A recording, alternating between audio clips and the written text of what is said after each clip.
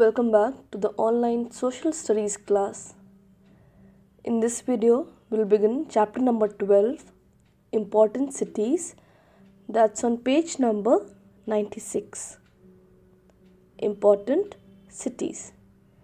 Now we call something important when it has some value.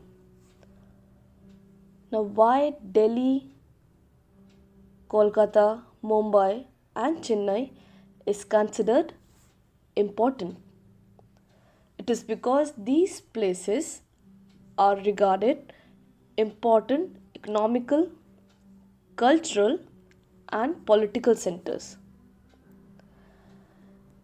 Now we'll begin with Delhi. Now as you have already learned in your previous chapter, Delhi, the capital of India, is the most important metropolitan city of India. Now you must be wondering, what is metropolitan? Now metropolitan area, also called metropolis, a major city together with its suburbs and nearby cities, towns, over which the major city exercises a commanding economic and social influence. So these are the cities: Delhi, Kolkata, Mumbai and Chennai. They create commanding influence economic wise and as well as socially on other cities. Now Delhi, it is the third largest city in India. It is now called the National Capital Territory of Delhi. Now Delhi shares its boundaries with the states of Haryana and Uttar Pradesh, that you can see in the image as well. It is situated on the banks of river Yamuna. Delhi has been the capital of many kingdoms in the past. It was first built by the Pandava kings and was known as Indraprastha. Now Shah Jahan, the Mughal emperor, had rebuilt the city and called it Shahjahanabad, as his name was Shah Jahan. So the city was called Shahjahanabad. The British also made Delhi the capital after shifting their capital from Calcutta, as Delhi is in the center. So from Calcutta, ruling was a little bit difficult, but Delhi being in the center, it was easy for them to control the country. So they shifted the capital from Calcutta to Delhi. Now New Delhi was planned and designed by Sir Edwin Lutyens. Being the capital, Delhi is the seat of power and is the center of all political activities in India. Now all because it is in the center and all the political activities in India are controlled from this place. All the central government offices and National Capital Territory of Delhi are located in New Delhi. The President as well as the Prime Minister live and work in New Delhi too. Now most of the countries have embassies, or you can say high commissions, in New Delhi. Now embassy, the official building of a group of officials that we call diplomats also, and their head, the ambassador, who represents their government in foreign country. That means somebody from, for example, Pakistan, he'll be having his official building in New Delhi with all the officials and their head, a person representing the country, representing their government in India. In the building where all this work take place is called embassies. The ambassador of other countries also live in Delhi. Ambassador, a person who represents their country in a foreign country. Maybe from China, somebody living in India who is representing his country in India.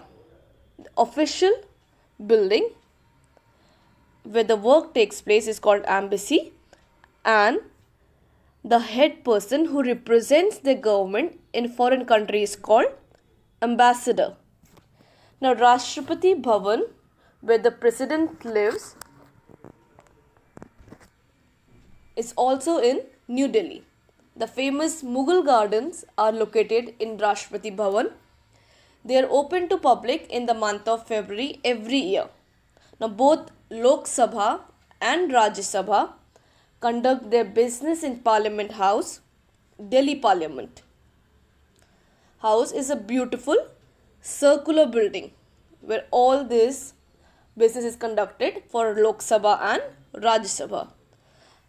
Climate of Delhi. Now, Delhi is very hot in summers and it's very cold in winters. Hot and dry winds, these are called Loo,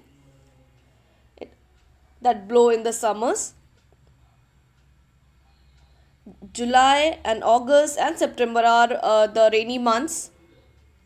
Places of tourist attraction.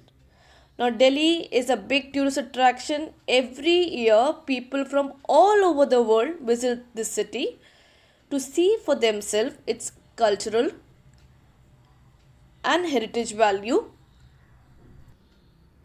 Heritage means the tradition, polities, and culture of a country that have existed for a long time and have great importance for the country. Now, Delhi has so much to offer to tourists of all interest because it has religious places, different tourist places, religious place, Lotus Temple. The Lotus Temple, built in a shape of a lotus flower with pure white marble, is surrounded by lush green gardens. Now, lush means growing very thickly and well. Now, people of all religions visit the temple to pray and to meditate. Jama Masjid, now built by the great Mughal emperor, again Shah Jahan, is a famous old mosque in Delhi. It can accommodate more than 25,000 devotees at a time. Accommodate means to have enough space for someone or to so that people can gather over there.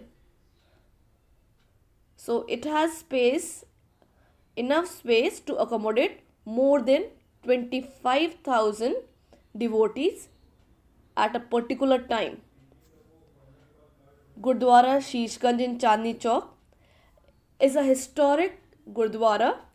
It was built at the site where the 9th Sikh Guru, Guru Tegh Bahadur, was beheaded on the orders of the Mughal Emperor Aurangzeb in the year 1675. Beheaded means to cut off someone's head. Monuments that tells us about our history, our heritage, culture. Delhi has lots of monuments. Now, Delhi is famous for its ancient monuments. The massive means very big gateway and walls of Purana Killa were built by Humayun. The work was carried forward by Sher Shah Suri, who displaced Humayun. Now, India Gate is an important landmark of Delhi. It was built in the memory of Indian soldiers who lost their lives in the World War. It has lush green surroundings, same as the Lotus Temple. It has lush green surroundings. The Amar Jawan Jyoti is lighted at India Gate to pay tribute to the soldiers who laid their lives in 1971 Indo-Pak War. Red Fort, made of red sandstone, is a historic monument built by Mughal Emperor Shah Jahan on 15 August every year, that you must have seen in the television also. The national flag of India is unfurled from this fort by the Prime Minister of India. Now, unfurled means to open something that was curled or rolled tightly. Qutub Minar. Now, it's a 73-meter high tower built in 1193 by Qutbuddin Aibak. The tower has 5 stories. It tapers from a 15-meter diameter at the base to 2.5-meter diameter at the top. Tapers means reduce in thickness towards one end. Now, as you can see in the image also, it was broad in the first story, then it became narrow while we come to the 5th story. The iron pillar near Qutub Minar has not rusted till today, and it was built in the year 1193, but it is still not rusted. Now, Humayun's tomb. Humayun's tomb is the garden tomb of the Mughal Emperor Humayun. The tomb was commissioned by Humayun's first wife, Empress Bega Begum, in the year 1569 to 70. Jantar Mantar is an observatory. Now, observatory is a building from which scientists can watch the stars, weather, etc. Rajghat is the Samadhi of Mahatma Gandhi. Now, Delhi has beautiful gardens like Buddha Jayanti Park, Nehru Park, Lodi Garden, Nehru Planetarium, the Zoo, Rail Museum, and the Dolls Museum are of great attraction to children. Now, we should always remember that these monuments are our national heritage. We should not damage or spoil them or write anything on their wall that we have learned in the moral science chapter as well. Now, Delhi is the largest commercial center in northern India. Commercial center where the business takes place. It has many industries and is one of the main hubs of trading, buying and selling, and service industry. It has one of the fastest and well organized metro railways in the world. People from different states and culture, speaking different languages, live and work in Delhi. That is why it is called a mini India, as people from different states, they live over there speaking different languages and share different culture. Now, coming to the next city, Kolkata. It is also known as the city of joy, happiness. It is situated on the bank of river Hooghly. This metropolitan city is the capital of West Bengal, and all important offices of the state government are located here. Now, Kolkata got its name from Kalikata, one of the 3 villages on which the city was formed. Kolkata lies on the east coast of India. It has an important seaport called Diamond Harbour. Now, harbour is an area of water next to a coast, often protected from the sea by thick walls. Though the city is 150 km from the sea, River Hooghly is very deep and ships can safely sail through it. And one of the main attraction of Kolkata is Howrah Bridge on the river Hooghly. Now, it is now called Rabindra Setu. It is a cantilever bridge. Earlier, the bridge could be opened and lifted to allow the ships to pass, but now they don't open it. A new bridge called Vidyasagar Setu has been built on the river Hooghly. Now, the climate of Kolkata is mild, summers are hot and humid. There are spells of thunderstorms and heavy rains known as Kalbesaki during early summers. Winters are not very cold. During monsoon, there are heavy rains. Important industries. Now, Kolkata is an important center of industry. Important industries here are cotton, silk, jute, leather, vehicle, chemicals, electronic goods, fertilizers, paper and glass. It also has many rice mills. Now, places of tourist attraction. Now, Kolkata is famous for Victoria Memorial, a British era building with beautiful statues and painting. Even the Fort William is another famous building built during the British rule. As Kolkata was the capital of India till 1911, so there are beautiful buildings made in the British era in Kolkata. Other important tourist attractions are Birla Planetarium, Alipur Zoo, Rabindra Sarovar, Botanical Garden, Science City, Ramakrishna Mission at Bellore, Mathan Temple in Kalighat and Dakshineshwar, and the famous Eden Garden and Salt Lake Stadium. Now, all these you can see in the images as well. Now, Kolkata is the first city in India to have an underground railway system called metro. It is also the only city to have the network of trams. Now, trams run on rails through the city. Like people are also walking by, and through the city these trams work. The people of Kolkata love to eat rice and fish curry. They are also very fond of sweets like Rashgulla and Sandesh that you have learned in the chapter States of Northern Plains as well.